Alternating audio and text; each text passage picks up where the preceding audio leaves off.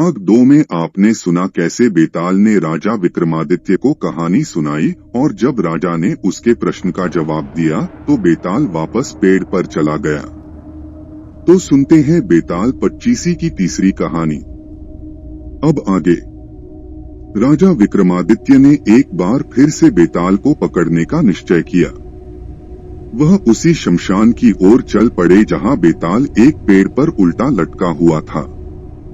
जैसे ही राजा ने बेताल को पकड़ा, बेताल ने अपनी रहस्यमयी हंसी हंसी और कहा, राजन, आज मैं तुम्हें एक नई कहानी सुनाता हूँ। लेकिन याद रखो, अगर तुमने बीच में ही कोई जवाब दिया या बोले बिना रह नहीं पाए तो मैं वापस पेड़ पर जा लटकूंगा। राजा विक्रम ने सिर हिलाकर स्वीकृति दी। तब बेताल ने कहानी शुरू की। एक नगर में 4 मित्र रहते थे, विद्याधर, बलवान, धनवान और चतुर। चारों में से हर एक के पास एक अद्भुत शक्ति थी। पहला मित्र विद्याधर, वह बहुत विद्वान था और उसे जादुई मंत्रों का ज्ञान था। वह किसी भी प्राणी की भाषा समझ सकता था और अदृश्य हो सकता था। दूसरा मित्र बलवान, उसके पास असीम शक्ति थी। वह पहाड़ों को हिला सकता था और एक ही झटके में विशालकाय पेड़ों को उखाड़ सकता था। तीसरा मित्र धनवान, उसके पास अथाह धन था। वह जब चाहे सोने के सिक्के बना सकता था। उसकी दरियादिली के कारण पूरा नगर उसे प्यार करता था। चौथा मित्र चतुर, वह बेहद बुद्धिमान था। किसी भी समस्या का हल वह पल भर में निकाल लेता था। एक दिन चारों मित्रों ने सुना कि पड़ोस के राज्य की राजकुमारी माया को एक भयानक राक्षस ने उठा लिया है। राजा ने घोषणा की थी कि जो कोई भी राजकुमारी को बचाएगा उससे उसका विवाह कर दिया जाएगा और आधा राज्य दे दिया जाएगा। चारों मित्रों ने सोचा, हमारे पास इतनी शक्तियां हैं तो क्यों न राजकुमारी को बचाया जाए। वे राक्षस के किले की ओर चल पड़े। रास्ते में उन्हें एक वृद्ध साधु मिला। साधु ने कहा, बेटा, वह राक्षस बहुत खतरनाक है। उसके पास एक जादुई तलवार है जो किसी भी हथियार को काट सकती है। सावधान रहना। चतुर ने कहा, हमें एक योजना बनानी चाहिए। जब चारों मित्र राक्षस के किले के पास पहुंचे तो उन्होंने देखा कि किले के चारों ओर एक गहरी खाई थी जिसमें जहरीले सांप रहते थे। किले की दीवारें इतनी ऊंची थीं कि सामान्य व्यक्ति का वहां पहुंचना नामुमकिन था। चतुर ने सबसे पहले योजना बनाई। उसने कहा, हमें एक साथ काम करना होगा। विद्याधर, तुम अदृश्य होकर अंदर जाओ और राजकुमारी का पता लगाओ। बलवान, तुम किले का दरवाजा तोड़ने की तैयारी करो। धनवान, तुम राक्षस को लालच में फंसाने के लिए सोने के सिक्के बिखेर देना। मैं राक्षस की तलवार छीनने की कोशिश करूंगा। सबने योजना मान ली। विद्याधर ने एक मंत्र पढ़ा और अदृश्य हो गया। वह धीरे धीरे किले की दीवारों पर चढ़कर अंदर घुस गया। किले के भीतर अंधेरा था और हवा में राक्षस की डरावनी खर्राटों की आवाज गूंज रही थी। विद्याधर ने देखा कि राजकुमारी माया एक कोने में बंधी हुई थी, उसकी आंखों में आंसू थे।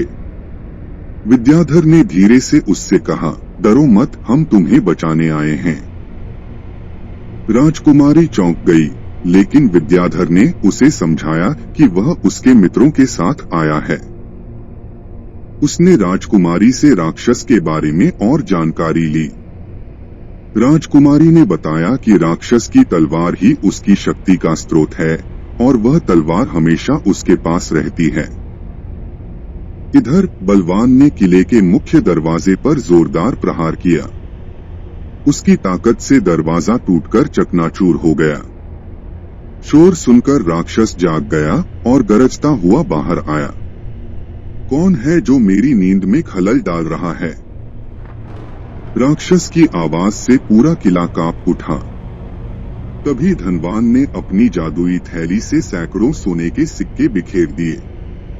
सोने की चमक देखकर राक्षस की आंखें चमक उठी। वह लालच में आकर सिक्के उठाने लगा।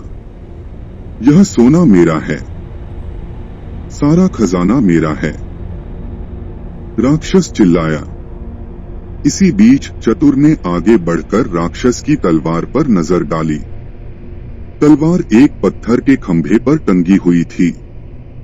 चतुर ने सोचा, अगर राक्षस को इस तलवार के बिना छोड़ दिया जाए तो वह कमजोर पड़ जाएगा। उसने धीरे से तलवार उतार ली, लेकिन तभी राक्षस ने महसूस किया कि कोई उसकी तलवार ले जा रहा है। वह गुस्से से भरकर चतुर की ओर मुड़ा। तुमने मेरी तलवार छीन ली, तुम सब मरने के लिए आए हो, राक्षस दहाड़ा। तभी विद्याधर ने एक जादुई मंत्र पढ़ा और राक्षस के सामने एक धुआंधार अंधेरा छा गया। राक्षस कुछ देर के लिए भटक गया। इसी बीच बलवान ने राक्षस पर हमला कर दिया और उसे जमीन पर गिरा दिया। लेकिन राक्षस इतनी आसानी से हार मानने वाला नहीं था। वह उठ खड़ा हुआ और बलवान को पकड़कर दूर फेंक दिया। धनवान ने फिर से सोने के सिक्के बिखेरे, लेकिन इस बार राक्षस ने लालच नहीं दिखाया। तभी चतुर ने एक युक्ति सोची। उसने राक्षस से कहा, अगर तुम हमें मार दोगे तो तुम्हें कभी भी अपनी तलवार वापस नहीं मिलेगी, लेकिन अगर तुम राजकुमारी को छोड़ दोगे तो हम तलवार लौटा देंगे। राक्षस ने सोचा कि यह ठीक सौदा है। उसने राजकुमारी को छोड़ दिया, लेकिन जैसे ही राजकुमारी सुरक्षित दूरी पर चली गई, विद्याधर ने एक शक्तिशाली मंत्र पढ़कर राक्षस को पत्थर का बना दिया।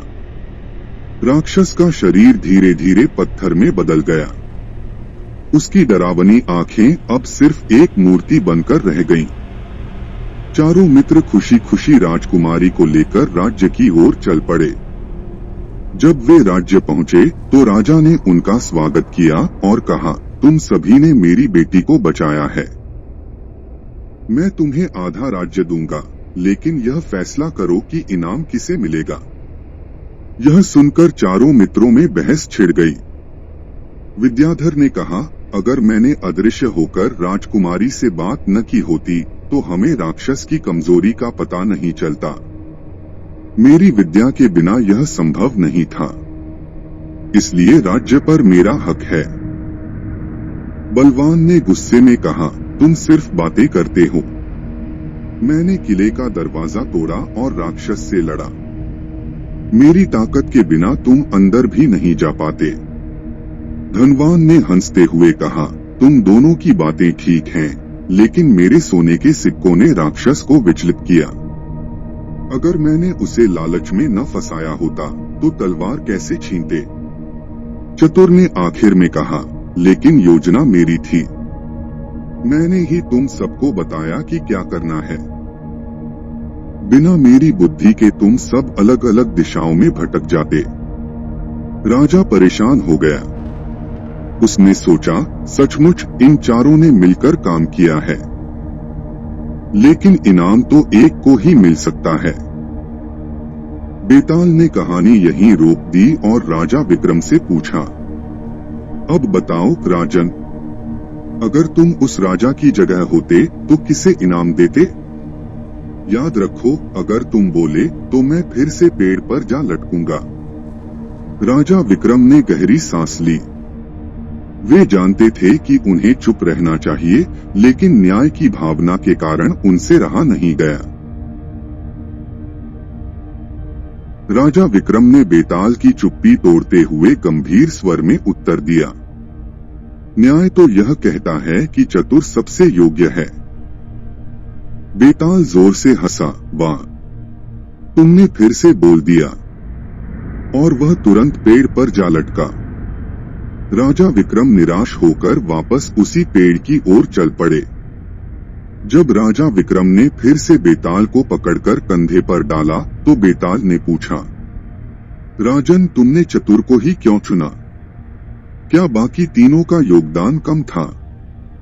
राजा बोले, सुनो बेताल, विद्याधर की विद्या, बलवान की शक्ति और धनवान का धन, ये सभी महत्वपूर्ण थे, लेकिन इन्हें सही दिशा देने वाला चतुर ही था। उसने ही योजना बनाई कि किले में कैसे घुसना है, राक्षस को कैसे धोखा देना है और तलवार कैसे छीननी है। अगर चतुर की बुद्धि न होती तो बलवान बिना सोचे दरवाजा तोड़कर मर जाता, विद्याधर अदृश्य होकर भी राक्षस का मंत्र न जान पाता और धनवान का सोना व्यर्थ चला जाता। संकट के समय बुद्धि ही सबसे बड़ा शस्त्र है। बेताल मुस्कुराया, तुम्हारा न्याय सही है राजन। बेताल जोर से हंसा, वाह, तुमने फिर से बोल दिया। और वह तुरंत पेड़ पर जा लटका। राजा विक्रम निराश होकर वापस उसी पेड़ की ओर चल पड़े। तो यह कहानी यहाँ समाप्त होती है। ऐसी ही कहानियाँ सुनने के लिए हमारे साथ बने रहें। आपको कहानी अच्छी लगी हो तो लाइक करें, शेयर करें, सब्सक्राइब करें और कमेंट जरूर करें। आपके कमेंट हमें अच्छी कहानी बनाने के लिए प्रेरित करते हैं। धन्यवाद।